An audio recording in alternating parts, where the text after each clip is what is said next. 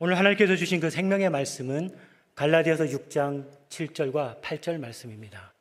함께 합독하시겠습니다. 스스로 속이지 말라. 하나님은 업신여김을 받지 아니하시나니 사람이 무엇으로 심든지 그대로 거두리라. 자기의 육체를 위하여 심는 자는 육체부터 썩어질 것을 거두고 성령을 위하여 심는 자는 성령으로부터 영생을 거두리라. 아멘. 네, 함께 인사하시면서 앉으시면 좋겠습니다. 예. 네.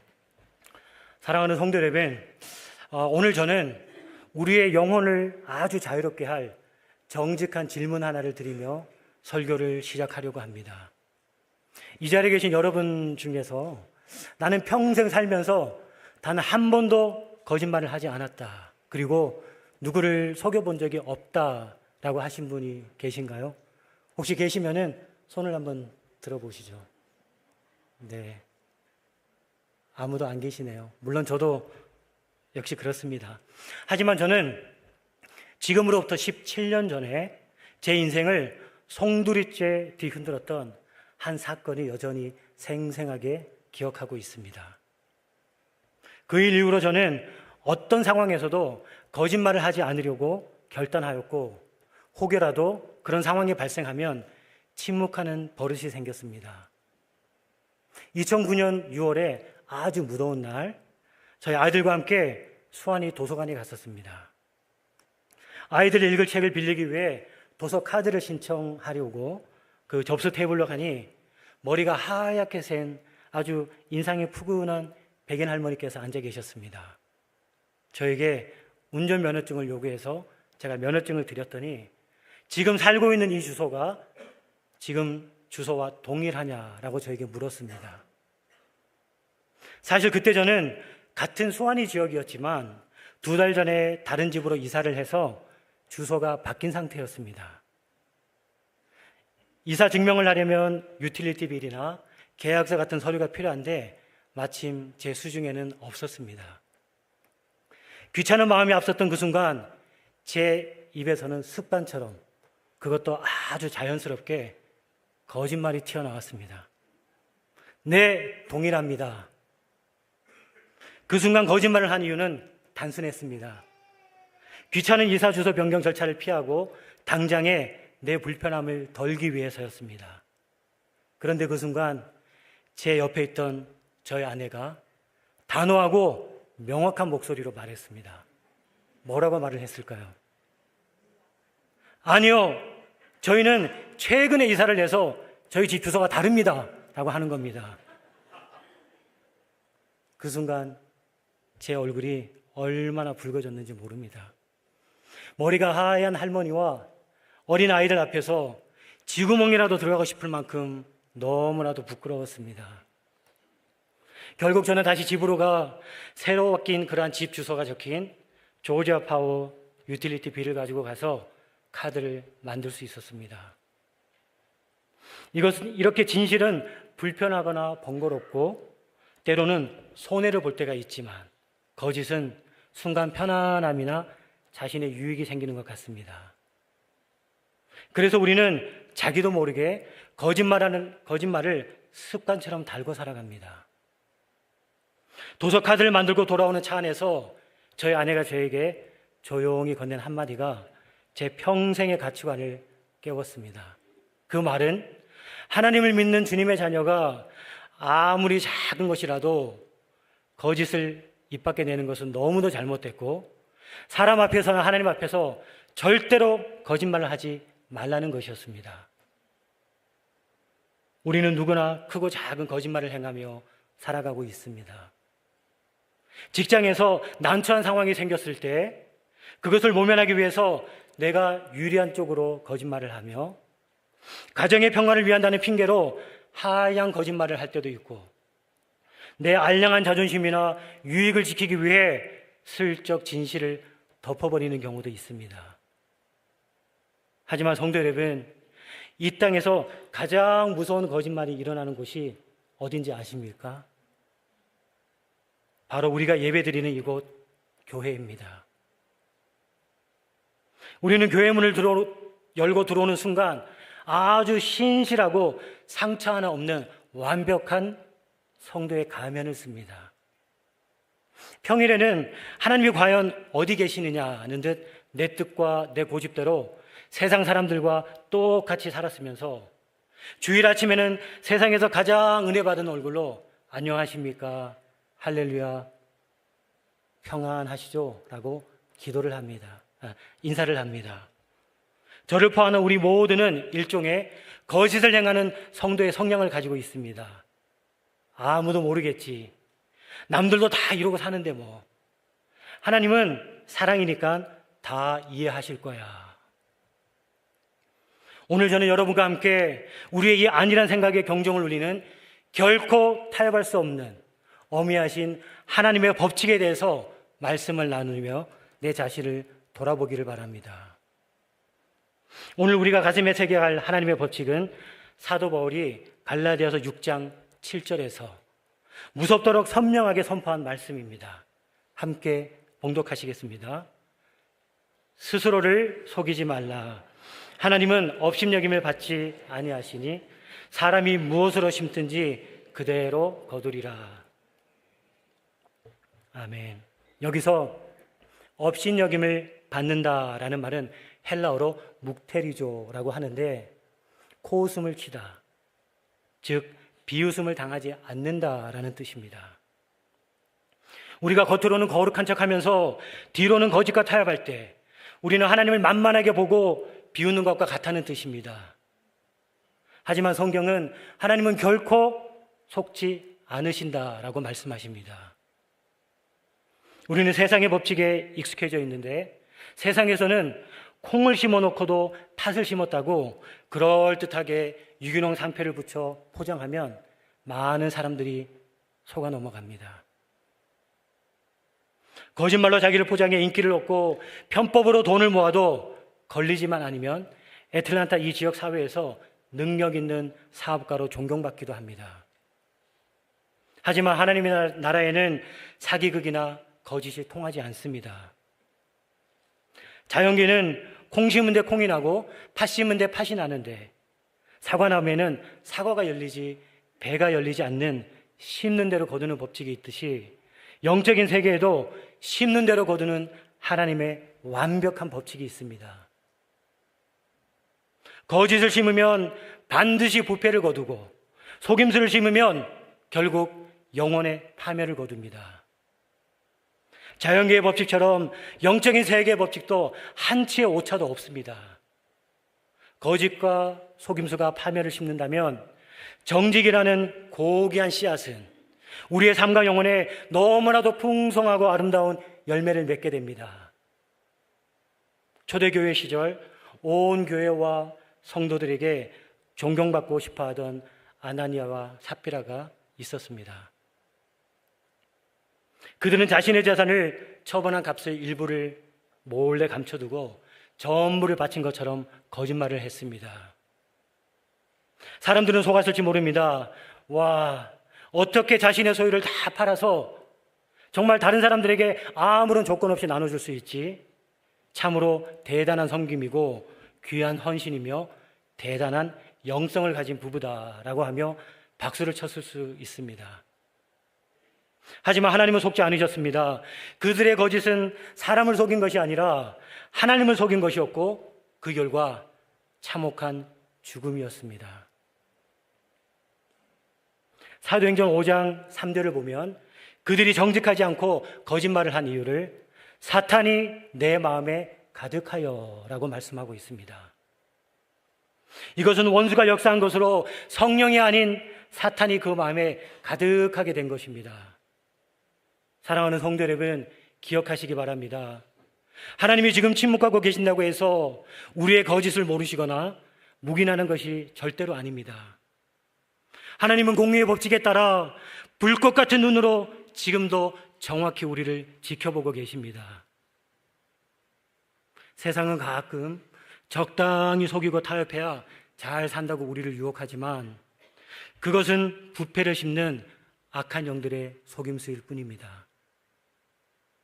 당장 눈앞에 이익 대신 손해를 보거나 피해를 보더라도 정직을 심는 사람은 결국 시간이 지난 뒤 하나님의 인정과 영혼의 풍성한 복이라는 가장 값진 수확을 거두게 됩니다.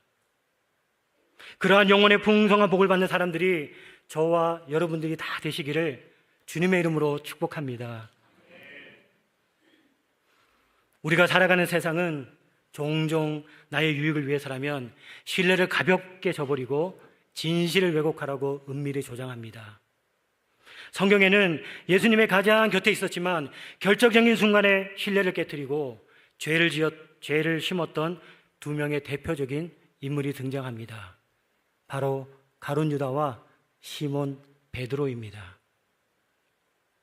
가룟 유다는 스승이자 메시아인 예수님을 은 30을 받고 대적들의 손에 의도적으로 팔아넘긴 신뢰 파괴와 계획적인 배반이었으며, 베드로는 예수님을 사랑하는 마음은 진심이었지만 자신의 목숨이 위태로워지자 두려움을 이기지 못하고 스승을 저주하며 모른다고 부인한 배은망덕의 거짓말이었습니다. 가룟 유다는 예수님이 정죄당하고 사형 판결을 받으시는 것을 보고 뒤늦게 심한 자책감에 사로잡혔습니다. 그는 자신이 무죄한 분을 팔아넘겼다는 것을 깨달았지만 하나님께 나아가 용서를 구하는 참된 회개를 하지 못하고 스스로의 죄의 무게를 견디지 못한 채 비극적인 종말을 맞이했습니다. 베드로 역시 예수님을 3번이나 모른다고 부인한 후 심한 자괴감과 죄책감에 빠져 다시 예전의 어부의 생활로 돌아갔습니다. 나는 제자로서 자격이 없어 라고 하며 스스로를 가둬버린 것입니다. 그런 베드로를 부활하신 예수님께서 디베랴 호숫가에 직접 찾아오셔서 요한의 아들 시몬아, 내가 이 사람들보다 나를 사랑하느냐?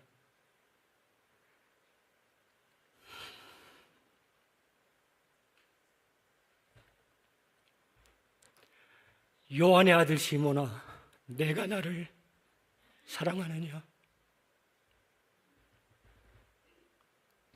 내가 나를 사랑하느냐? 3번 물으셨을 때 베드로가 주님, 내가 주님을 사랑하는지 주님께서는 잘 아시나이다 라고 대답한 그 베드로에게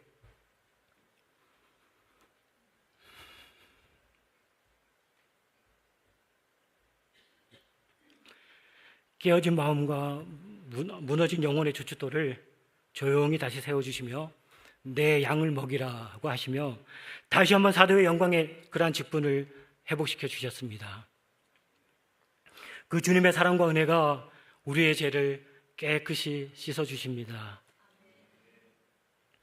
이렇게 두 사람 모두 예수님께 큰 상처를 입힌 죄인이었으나 유다는 죄책감에 갇혀 멸망을 했고 베드로는 회개함으로 은혜의 자리로 돌아왔다는 점이 두 죄인의 삶을 갈라놓았습니다. 오늘 우리도 이민의 생활 속에서 가룟 유다처럼 때로는 베드로처럼 주님 앞에서 크고 작은 영적인 배반과 가식의 죄를 지으며 살아가고 있습니다.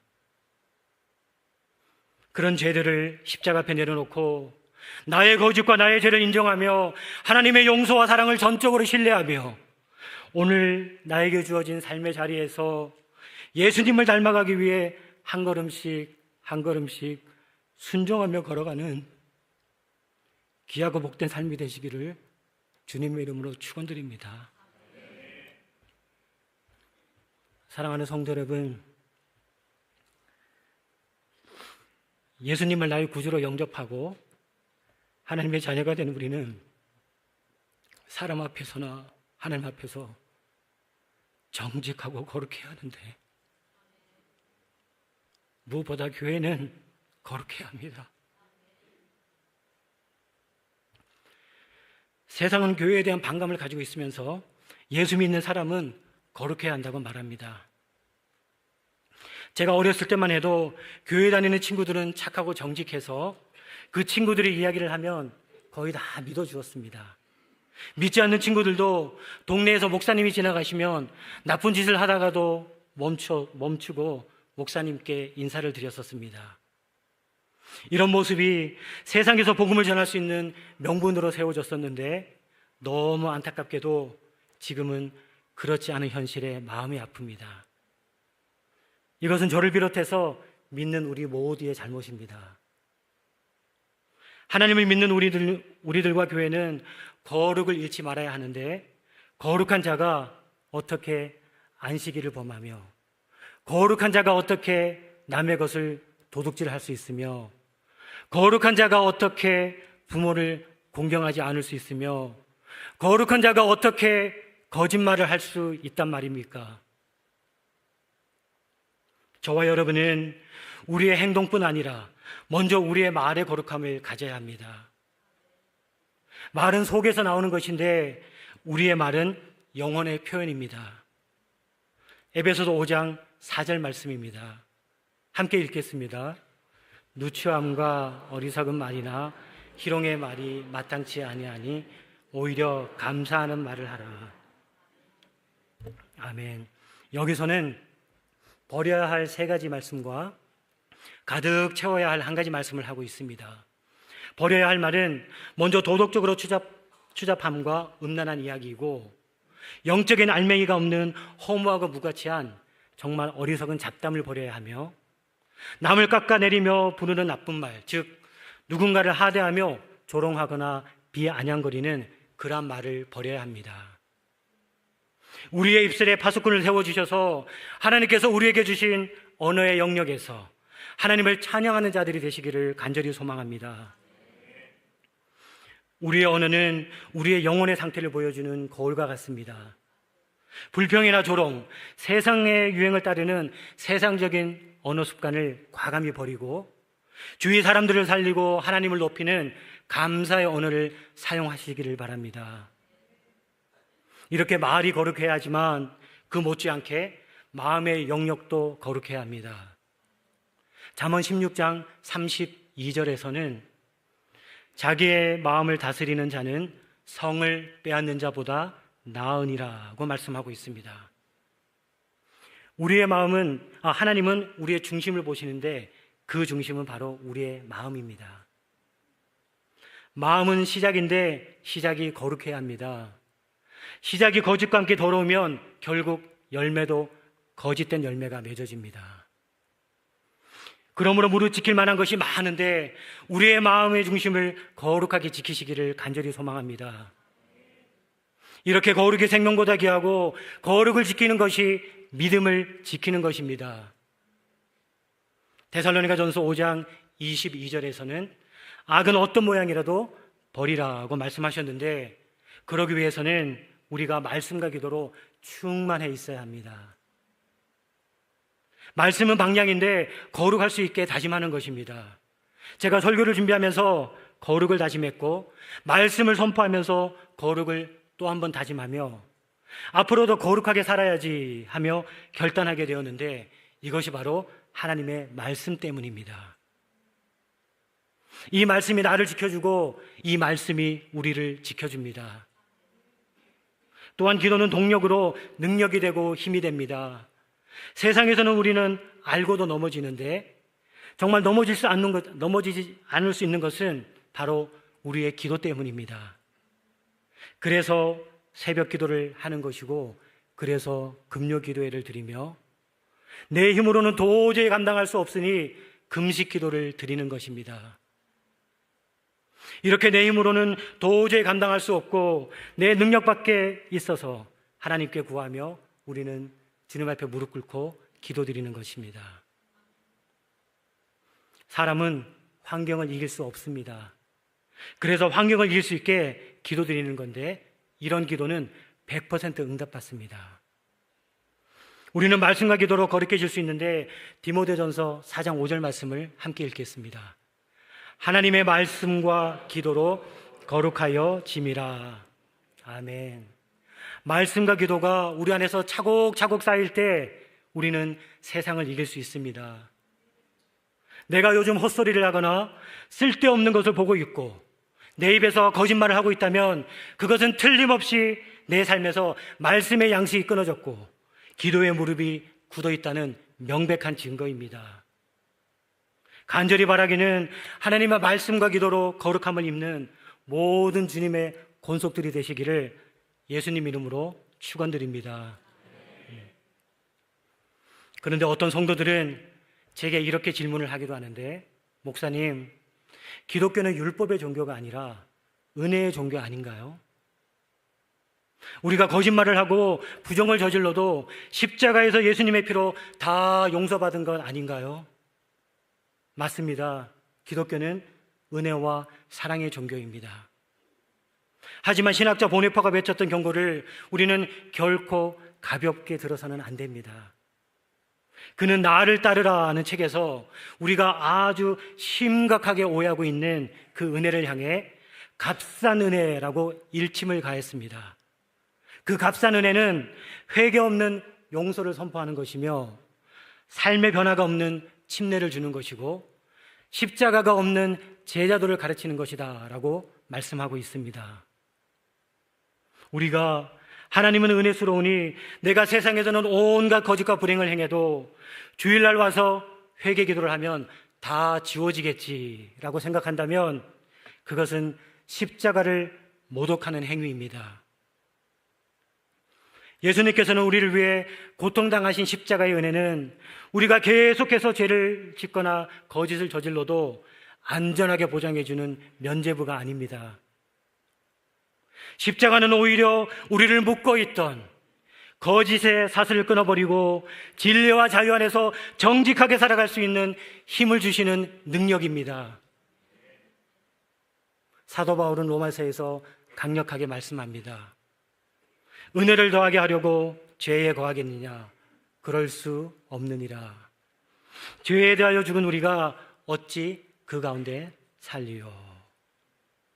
진짜 은혜를 경험한 사람은 결코 거짓과 동행할 수 없습니다. 빛이 들어오면 어둠이 떠나가듯 하나님의 은혜가 임하면 내 삶의 구석구석에 숨어있던 거짓의 곰팡이들이 부끄러워서 견딜 수 없게 되는 것이 정상입니다. 만약 내가 여전히 거짓말을 하고 거짓을 행하면서도 아무런 양심의 가책이 없다면 우리는 내가 받은 은혜가 가짜 은혜, 즉 값싼 은혜가 아닌지 철저하게 내 자신을 돌아보아야 합니다. 사랑하는 성도 여러분, 하나님의 법칙은 두려운 법칙이기도 하지만 동시에 우리를 살리는 법칙입니다. 심는 대로 거둔다는 법칙은 우리가 오늘부터 정직과 진리를 심기 시작하면 반드시 생명과 축복을 거두게 됐다는 약속의 말씀입니다. 이제 우리는 결단해야 합니다. 언제까지 두 가지 삶을 살 수는 없습니다. 세상에서는 거짓의 문화를 따르고 교회에서는 거룩한 성도의 흉내를 내는 이 영적 분열증을 오늘 이 시간 끝내시기를 간절한 마음을 담아 권면드립니다. 어떤 사람은 그 순간을 모면하려고 거짓말을 하는데 그 거짓말을 숨기기 위해서 또 거짓말을 합니다. 우리의 삶에서 그것보다 저희가 더 정말 악한 것은 자신의 거짓말을 정당화하며 무엇보다 하나님을 두려워하지 않는 것입니다. 우리의 삶에서 나의 잘못을 숨기거나 성공하기 위해 거짓말을 해야 하는 순간이 오더라도 하나님은 절대로 속지 않으신다라는 법칙을 기억하며 손해를 감수하더라도 정직을 선택하시기 바랍니다. 내 자존심을 지키기 위해 변명과 속임수를 쓰고 싶을 때 내 영혼을 벌거벗은 것처럼 다 보고 계시는 하나님 앞에 무릎을 꿇기를 바랍니다. 예수님은 말씀하셨습니다. 진리를 알지니 진리가 너희를 자유롭게 하리라. 할렐루야. 거짓은 우리를 당장 안심시켜주는 것 같지만 평생 들킬까봐 전전긍긍하게 하는 감옥과 같습니다. 반면 정직은 당장 우리를 손해보는 것 같지만 하나님 앞에서 당당하게 고개를 들을 수 있는 참된 평안과 자유를 우리에게 약속해 줍니다. 오늘 이 자리가 우리의 두꺼운 가면을 벗어던지는 자리가 되기를 바라며 하나님, 제가 거룩한 척 했습니다. 거짓말을 말하며 정직하지 못했습니다. 라고 솔직하게 고백하며 나아가기를 바랍니다. 우리가 거짓을 벗어버리고 정직하게 설 때 하나님께서 진짜 은혜를 우리에게 덮어주실 것입니다. 세상이 감당할 수 없는 진짜 정직한 성도로서 삶의 모든 자리에서 진리의 열매를 풍성히 거두시는 여러분들이 되시기를 간절히 소망합니다. 지금까지 행했던 모든 거짓과 악한 것들을 하나님께서 다 용서해 주셨으니 이제부터 새롭게 다시 시작하여 우리의 인생이 주님을 만나는 그날까지 거짓이 없는 거룩함으로 승리하는 저와 여러분이 꼭 되시기를 주님의 이름으로 간절히 축원드립니다.